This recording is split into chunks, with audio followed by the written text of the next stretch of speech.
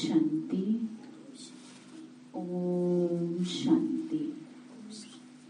आज मीठे बाबा के 4 तारीख के महावाक्य हैं। आज बाबा बोले, मीठे बच्चे, खामियों का दान देकर फिर अगर कोई भूल हो जाए तो बताना है। मियाँ मिठू नहीं बनना, कभी भी रूठना नहीं है। ठीक है, मतलब बाबा ये कह रहे हैं, बच्चे कोई कमी तुमने जो बाबा को दे दी है और वापस वो तुम्हारे पास आती है तो तुम्हें क्या करना है, बाबा को बताना है। बाबा ने कहा अपने आप से कुछ नहीं हो जाना कि हाँ हमने तो ये कमी का क्या कर दिया, दान दे दिया। दूसरा कोई आपको सर्टिफिकेट दे तब समझो कि आपने कुछ अपने में परिवर्तन किया है।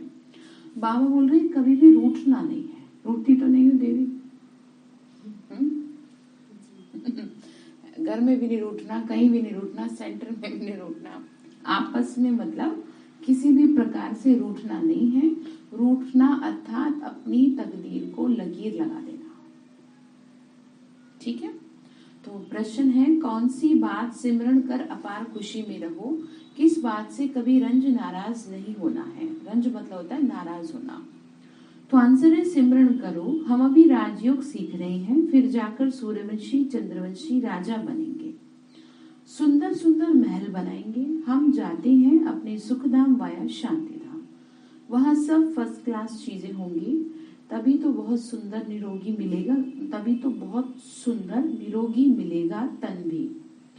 यहाँ अगर इस पिछाड़ी पुराने शरीर में बीमारी आदि होती है तो रंज नहीं होना, दवाई करनी है। बाबा क्या कह रहे, शरीर में अगर कुछ दिक्कत है तो क्या करो, उसकी दवाई करो। ये नहीं कि हाय मेरे को तो ये हो रहा है, हाय मुझे वो हो रहा है।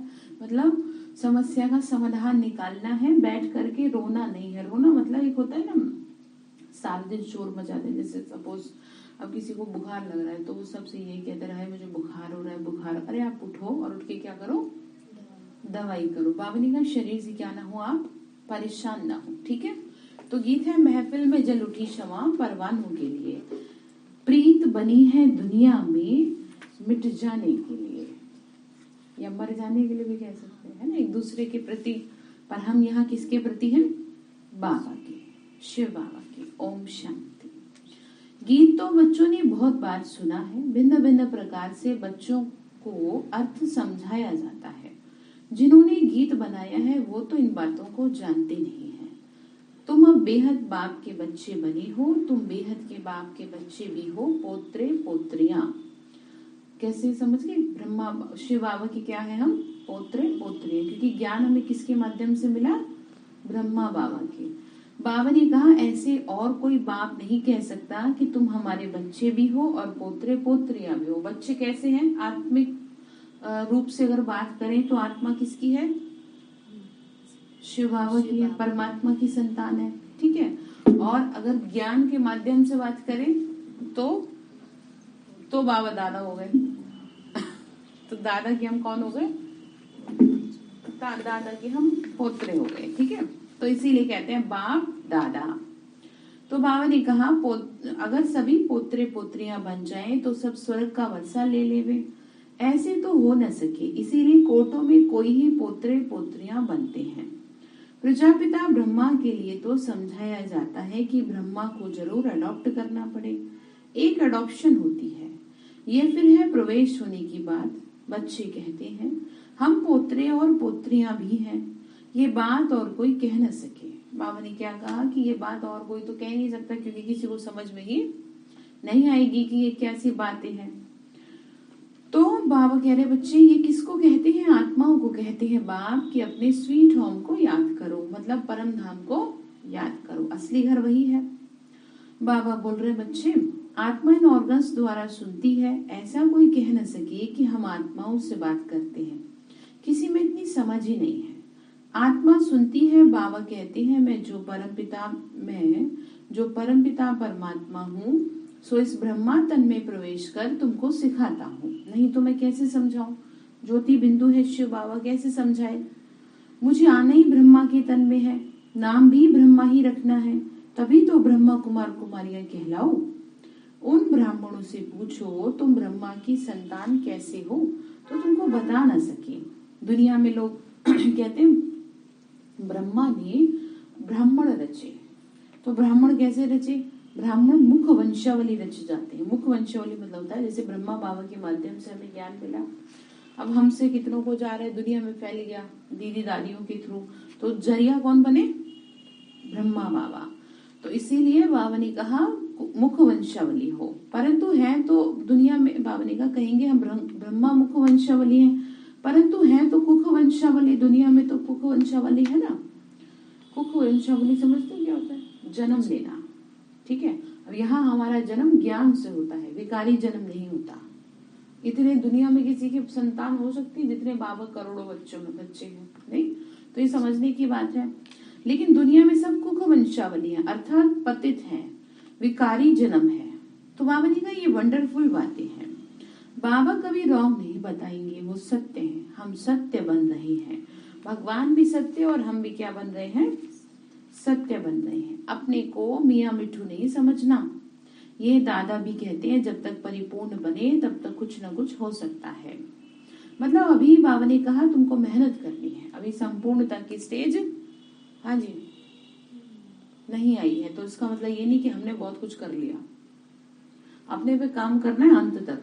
परंतु तुम्हारा काम है शिव बाबा से। मनुष्य तो कुछ भी भूले कर सकते हैं, औरों से तुम्हारी खिटपिट हो सकती है, परंतु बाप से तो वत्सा लेना है ना। बहुत बच्चे बाप से भी रूठ जाते हैं।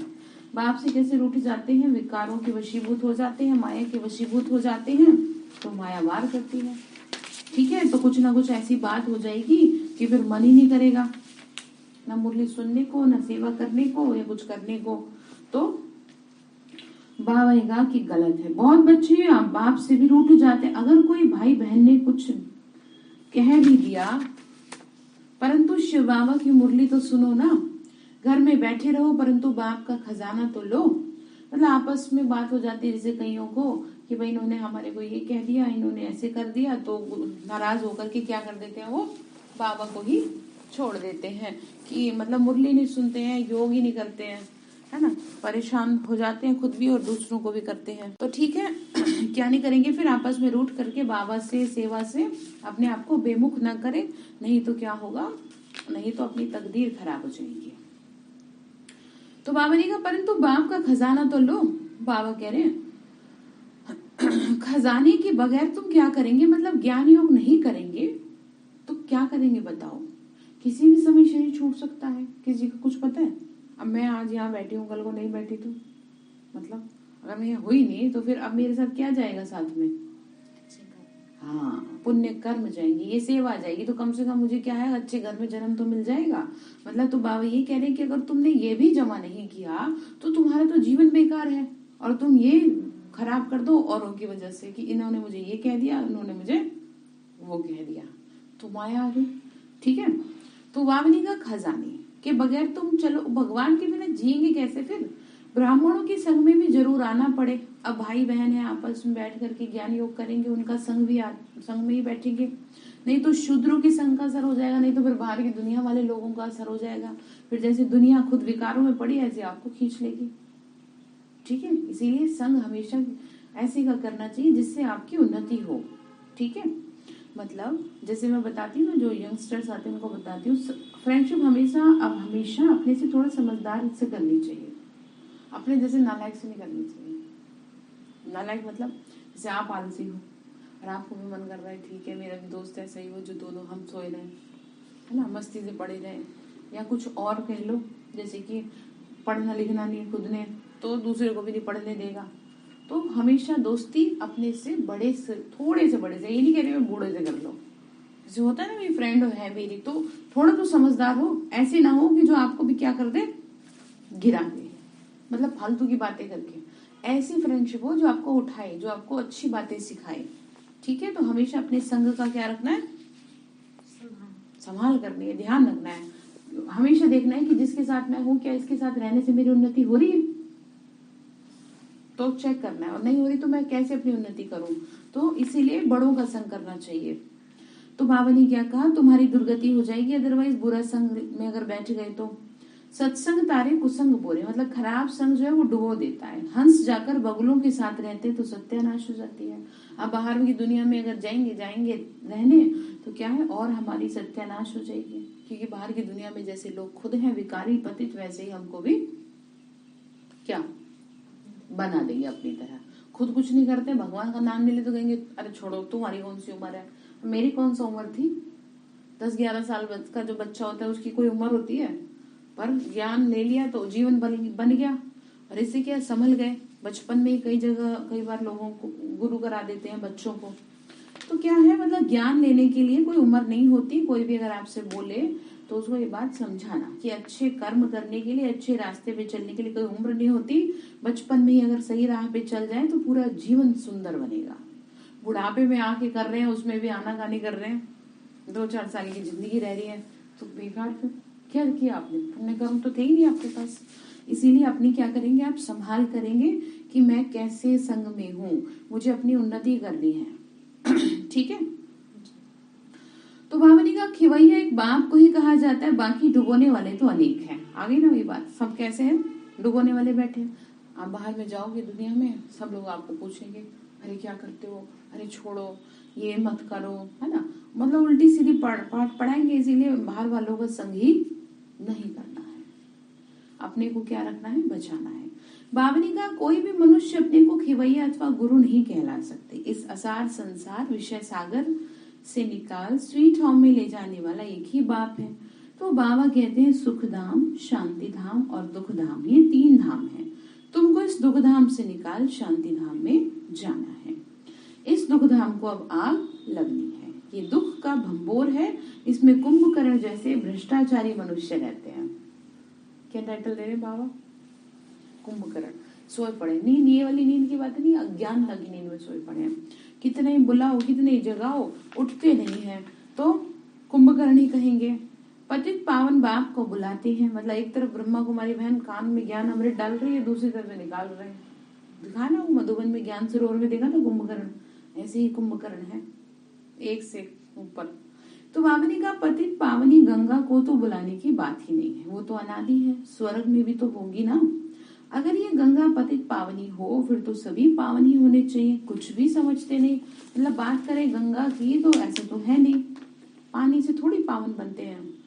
बावनी का भी तुम बच्चों को समझाया है तो समझते हैं नंबरवार पुरुषार्थ अनुसार, क्योंकि बच्चों में खामियां हैं। खामियां क्या होता है बताओ, कमियां, वेरी गुड। अशुद्ध अहंकार, काम क्रोध हर एक में है।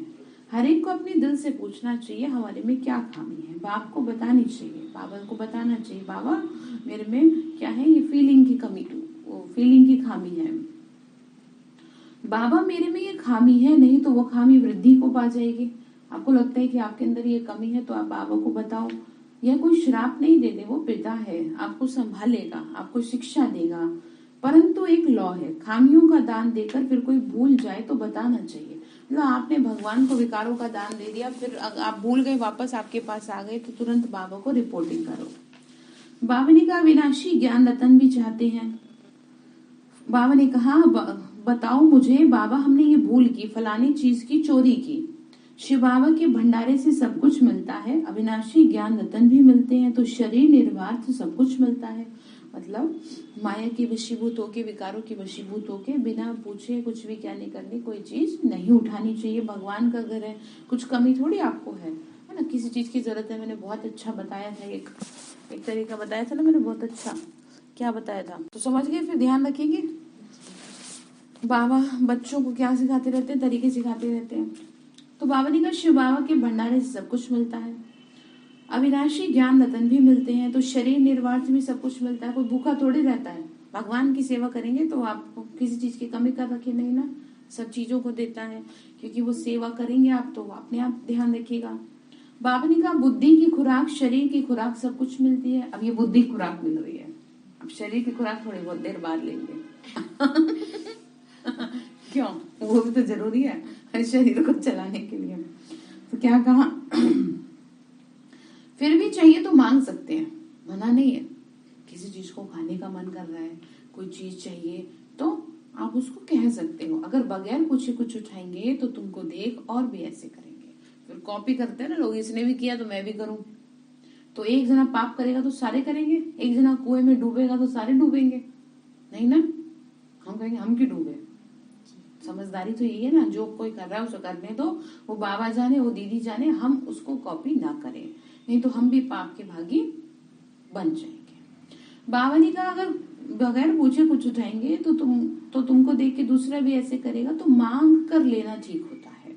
जैसे बच्चे बाप से जो कुछ मांगते हैं तो बाबा दे देते हैं, मतलब घर में भी अब मम्मी से पापा से कुछ मांगोगे तो देंगे ना, तो ऐसे यहाँ पर अब मम्मी पापा कौन है, कौन है, बड़े हैं, ठीक है, बड़े हैं वो, और वो आपको हर चीज देंगे, इसे कभी भी ऐसे नहीं समझना चाहिए। बस अपने ज्ञान योग करो, सेवा करो, खुशी से रहो, इससे अच्छा जीवन और क्या है। दुनिया में तो सारी जिंदगी ससुराल में काम करते रहो, सबकी बुराई सिर पे रखो और कोई भलाई देने वाला नहीं, और फिर भी कुछ भी सफल नहीं जीवन। आजकल के टाइम में मैरिड लाइफ सक्सेस थोड़ी है, मतलब शादी से ज्यादा तो तलाक के केस है सब, समझ में आ रही बात।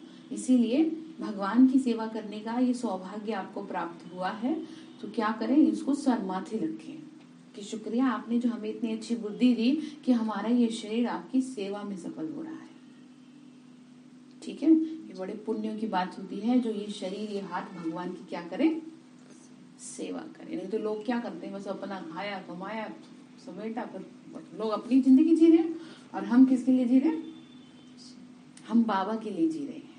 तो कैसे नहीं वो आपको ताज पहनाएगा, प्यार करेगा, ठीक है।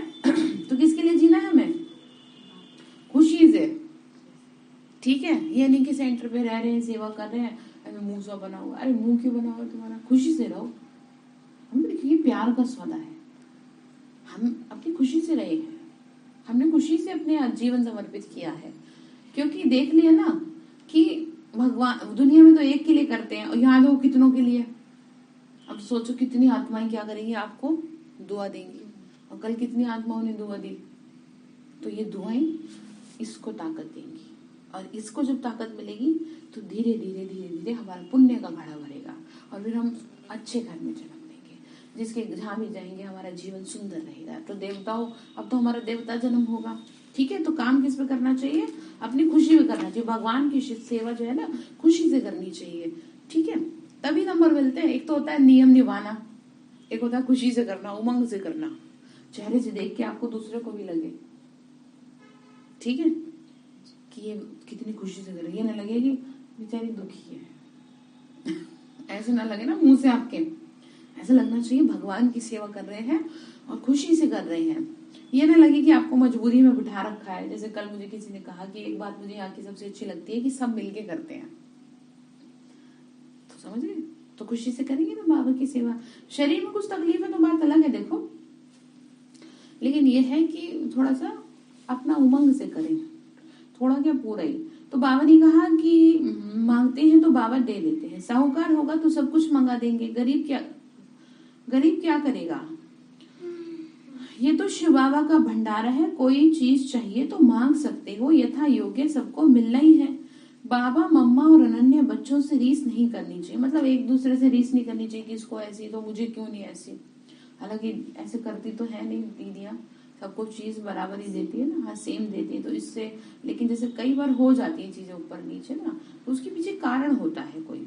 जैसे कि मैं बता देती हूँ आपको, जैसे कि घर में अब आप दो बहनें हो, अब आप हो अगर शांत, ठीक है, और जो दूसरी वाली है वो है बहुत गुस्से वाली, तो ज्यादा काम किस पर करेगी माँ, उस पर करेगी कि जिससे कि ये क्या रहे, शांत रहे, ठीक है ना, ये परेशान ना हो। अब इसका मतलब ये तो नहीं आपको प्यार नहीं करती, वो प्यार करती है, लेकिन आपसे वो संतुष्ट है, उससे संतुष्ट नहीं है, इसीलिए उस पर ज्यादा काम कर रही है कि भाई किसी तरह ये भी क्या हो जाए, सही हो जाए।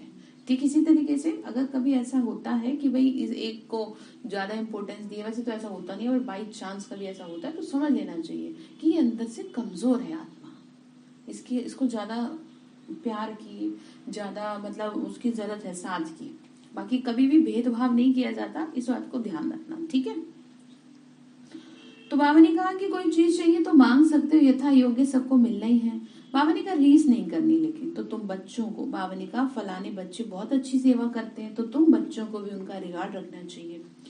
सारा मदार ज्ञान और योग पर है, सेंसिबल बच्चे बड़ा युक्ति से चलते हैं, जानते हैं ये बरोबर हमसे उच्च हैं, तो उनको रिगार्ड से देखना चाहिए। फीमेल्स कोई पढ़ी लिखी बड़ी शुरुड होती है, शुरुड मतलब इंटेलिजेंट होती हैं, तो आप कह बात करेंगे, है ना। तो कोई तो अनपढ़ तुम कह बात करते हैं, और कोई तो तू पे ही आ जाते हैं, है ना। जैसे एक है माश है, पता है ना कौन।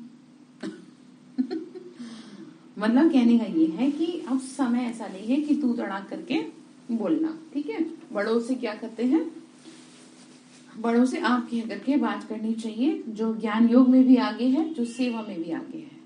क्योंकि आप सम्मान देंगे तो आपको वापस मिलेगा, दुनिया में करेगा मिलता है। आपसे भी तो छोटा कोई आएगा, उसे फिर चाहिए, आपको चाहिए, फिर आपको क्या करना पड़ेगा, आगे करना पड़ेगा, ठीक है। बावनी का बाप कोई को भी कहेंगे तुम राजी खुशी हो, बावनी का मैनर्स चाहिए। बाप के आगे तो किस्म किस्म के आते हैं। बाबा पूछते हैं तुम राजी खुशी हो, राजी हो, पूछ रहे हैं बाबा, जवाब दो। हाँ पूछ रहे हैं। कोई ऑफिसर आदि को रिगार्ड देना पड़ता है, पोप आया उनको भी बताना है कि ये कांटों का जंगल है। आप जिसको पैराडाइज कहते हैं, मतलब ये दुनिया क्या है, कांटों का, वह गार्डन ऑफ फ्लावर है, वहां तो जरूर अच्छे फरिश्ते रहेंगे। कहाँ पे, स्वर्ग में। ये कांटों का जंगल है, जंगल में कांटे और जानवर ही रहते हैं। ये बाबा तो कोई को कुछ भी कह सकते हैं, बच्चे तो नहीं कह सकते। मतलब बाबा मुरली के माध्यम से कुछ भी बोल सकते हैं ना, हम थोड़ी किसी को कहते हैं। इसीलिए कोई भी हमसे कुछ पूछता नहीं है फालतू, और पूछता भी तो हम क्या कहते हैं, भाई बाबा से पूछ लो, क्योंकि हमने थोड़ी मुरली चलाई है। जिसकी मुरली है, जिसका काम है, उसी को साजे। भगवान के महावाक्य, भगवान से लड़े, भगवान से बहस करें, उससे कहीं कि आप ऐसे क्यों कह रहे हो, और उससे कहने की किसी में क्या नहीं है, हिम्मत नहीं है, और उसे समझ ही नहीं, अकल ही नहीं है कि भगवान से बात कैसे करते हैं, की जाती है। तो अब पैराडाइज स्थापन हो रहा है। ये आयरन एज है, ये दुनिया क्या है, आयरन क्या होता है बताओ, लोहा होता है ना। तो अब लोहे का भी बेकार है, एकदम काली नो कला हो गई, खत्म है, मतलब कुछ नहीं रहा अब। तो बावनी का अल्लाह ही स्थापन कर रहे हैं पैराडाइज की। सतयुग है गार्डन ऑफ अल्लाह, किसका, भगवान का बगीचा।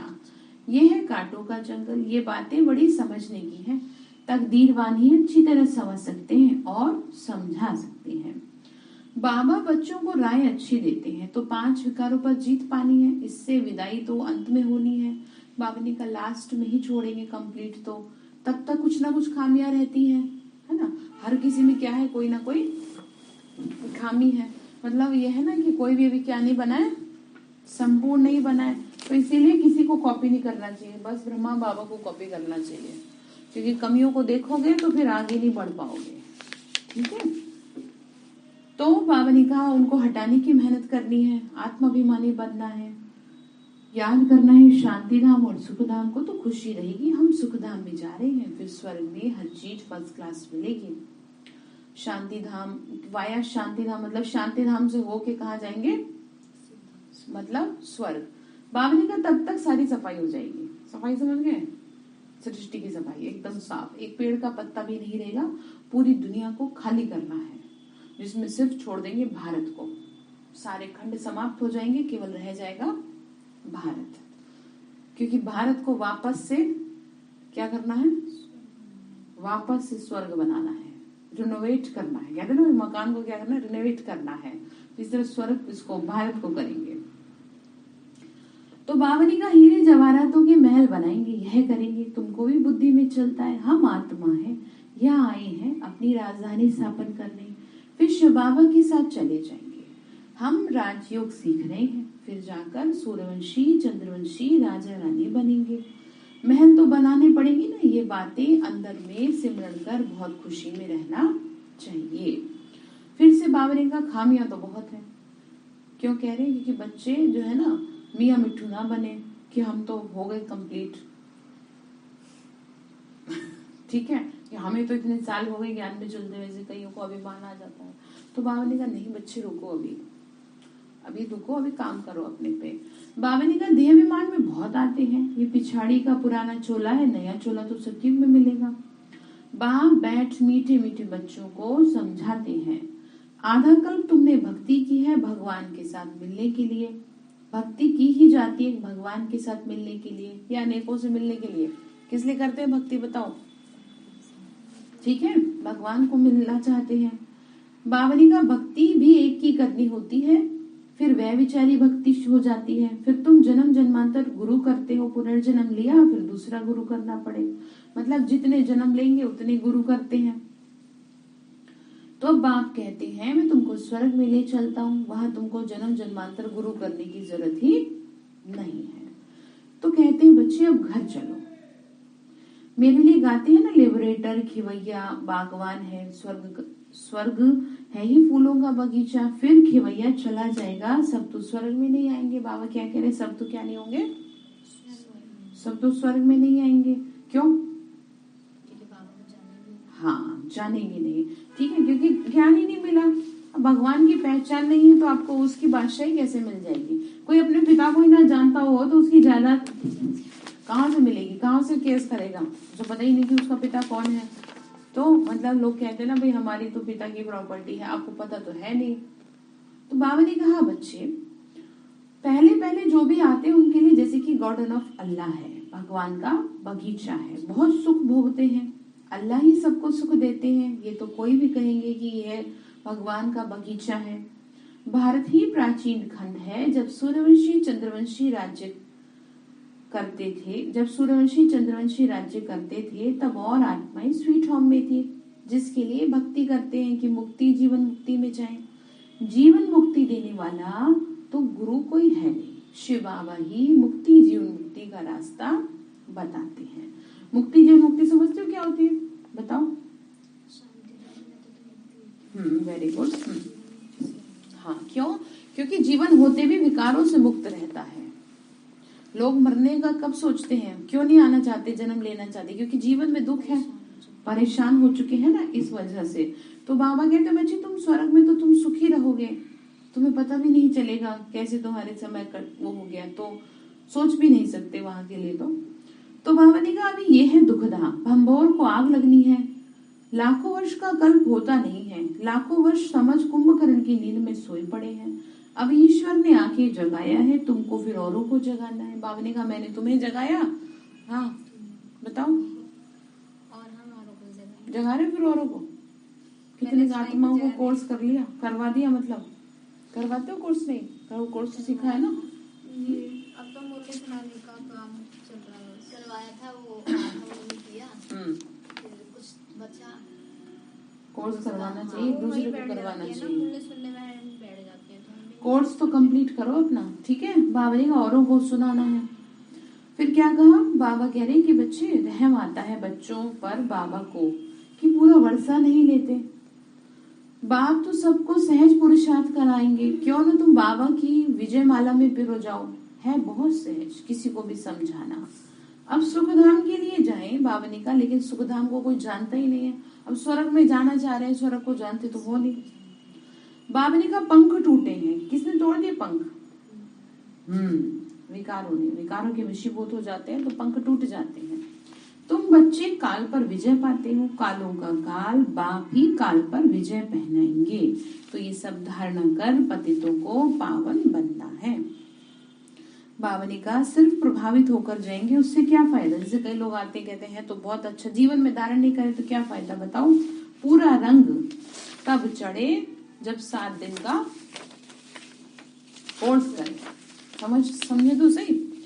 कोई बच्चे चलते चलते ब्राह्मणी से भी रूठने के कारण फिर शिव बाबा से भी रूठ पड़ते हैं। भगवान से रूठना क्या ये अकलमंदी है? औरों से रूठे तो रूठने दो, मेरे से रूठे तो मुर्दा बन जाएंगे। समझ गए? भगवान से रूठे तो जिंदा मुर्दा, जिंदे मुर्दे डर लगता है, कोई मुर्दा बन के उठे जाए तो डर लगेगा भाई क्या हो गया। हाँ, तो विकारों के वशीभूत होंगे तो रूठ पड़ेंगे।